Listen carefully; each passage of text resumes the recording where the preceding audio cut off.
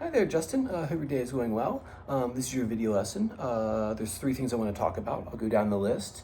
If you have questions at the end or want me to look at anything, feel free to shoot a message or a video over, and I'll be more than happy to give my 2 cents. So, cool. Start number 1. So, number 1 is a review of the musical alphabet. We're probably doing that for quite a while, just like drilling it over and over again until it's second nature, just instinct. We want to be able just to rattle that thing off lightning fast. The faster you can name them, the faster you can find stuff on the guitar, and we can kind of build off into the next music theory thing.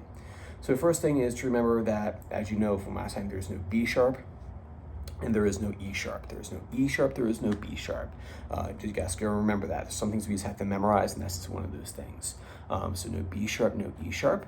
So if you say it out loud, it would go A sharp, B, C, C sharp, D, D sharp, E, F, F sharp, and G. And you want to practice going backwards a ton. You can do it. You can do this like while you're walking the dog or doing something monotonous. Turn your brain off, and rather than doing that, you can just say the musical alphabet. So G sharp, G, F sharp, F, E, D sharp, D, C sharp, C, B, A sharp, A. Sort of rattle it off back and forth. Do it backwards twice as much as you do forwards.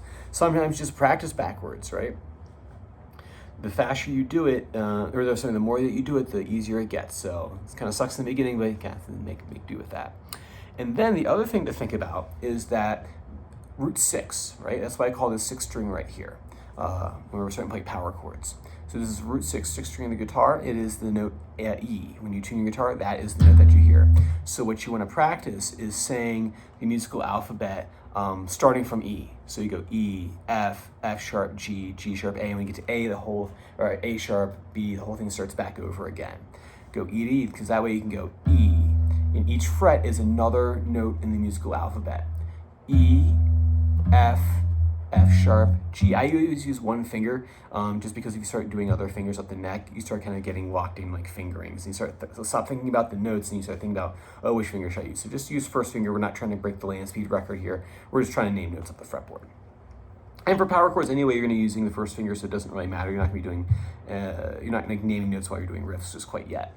So, excuse me. So we have E, F, F sharp, G, G sharp, A sharp, B, and so on and so forth. Practice going up and down the neck, back and forth. Next thing is practicing, excuse me, horizontal hand. So I have sciatica, and then every time I cough, it's painful. So, sorry about that. So next thing is horizontal hand. We talked a little bit about this when we were doing power chords last week, or introduced power chords last week. You want to have the hand turned horizontally on the fretboard. So like in the G chord, this stuff here, your hand is kind of tilted at an angle, except for the C chord, right? Oops, there, like that right there. What you want to do is you want to tilt that hand so that the hand is horizontal with the neck, right? And what we're going to do is we're going to find the 5th fret on the 6th string. So you have your 5 right here, okay? Right? Get that right there. Hit that with your first finger.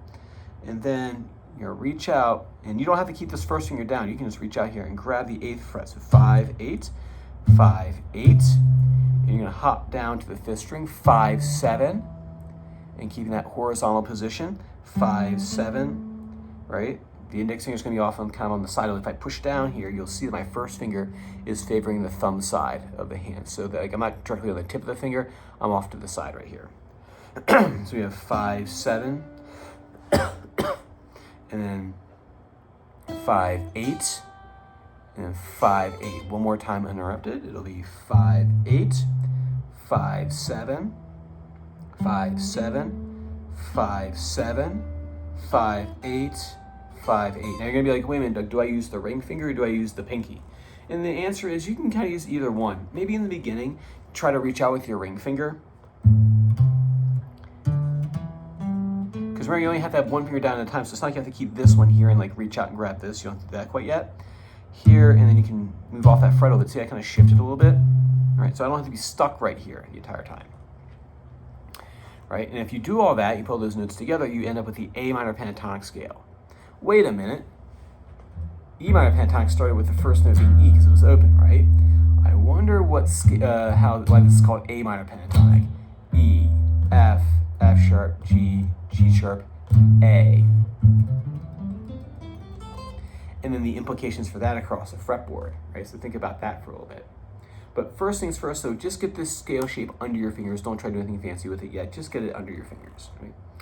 And then maybe compare it to like the E minor pentatonic and how that's laid out. You say 0, 1, 2, 3, right? 0, 1, 2, 3. We'll talk about that more next time.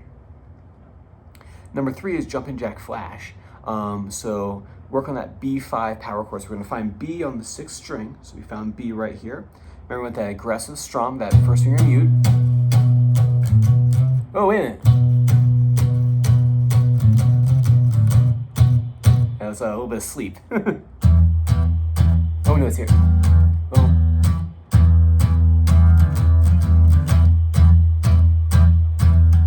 Anyway, digress.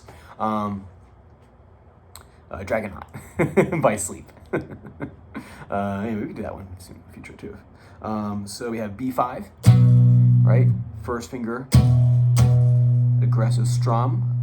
I'm on the pad of my finger and I'm pointing at myself, right? I don't want to have this right here for this stuff, right? For this, right? First finger's laying a little flatter, right? Meeting all the strings. And then what you're going to do is you're going to go down a string and over 2 frets. You're going to put your ring finger there. Tall ring finger. You don't want to come down flat fingered. You want to come down tall. And to come down tall, you got to turn that handle. That's why we're working a horizontal hand right now to get you used to this position right here. Right? This chord is all over rock and roll. It's everywhere. You've heard it a billion times. It's the rock and roll chord. If I switch it.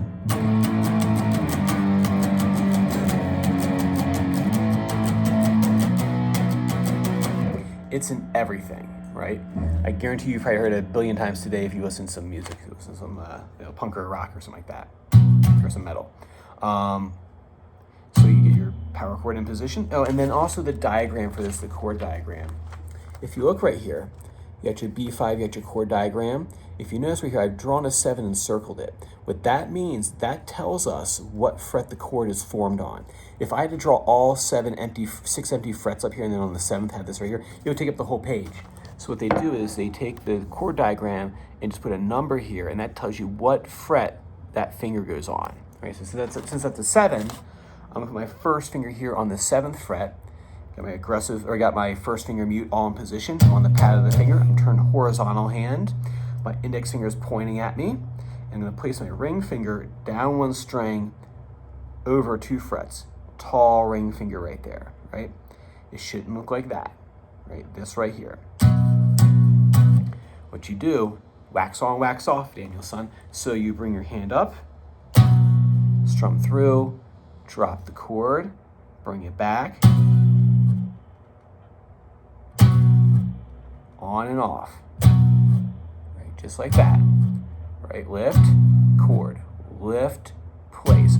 The idea is you want them to land at the same time, right? It's a brand new chord shape, so I'm expecting it to take a little bit of time to get it under your fingers, so don't feel like you got the no one ever masters this in like 1 lesson. This is like a couple weeks worth of project, or maybe a month or so project, but we will get it though. All right.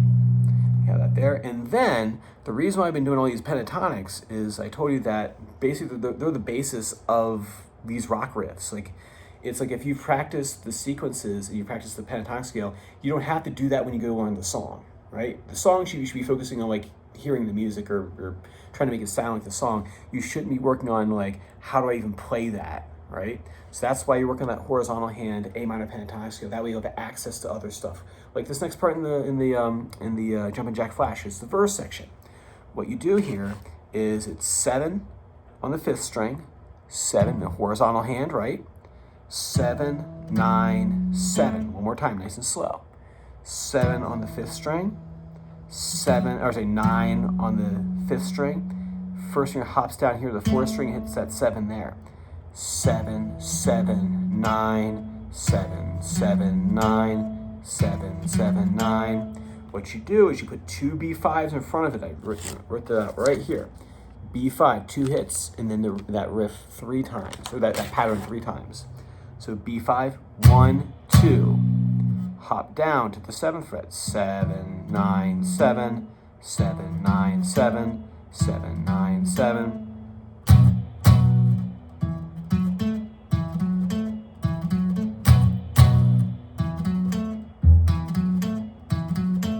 right? But don't try, just this week, try to get your fingers to kind of do that, and then we'll work on how to make that faster next week. All right, cool, man. So I want you to work on those 3 things for me. Like I said, if you have any questions or want me to look at anything, you're not bothering me by reaching out and sending me a message. All right, I look forward to seeing you the same time next time. Bye.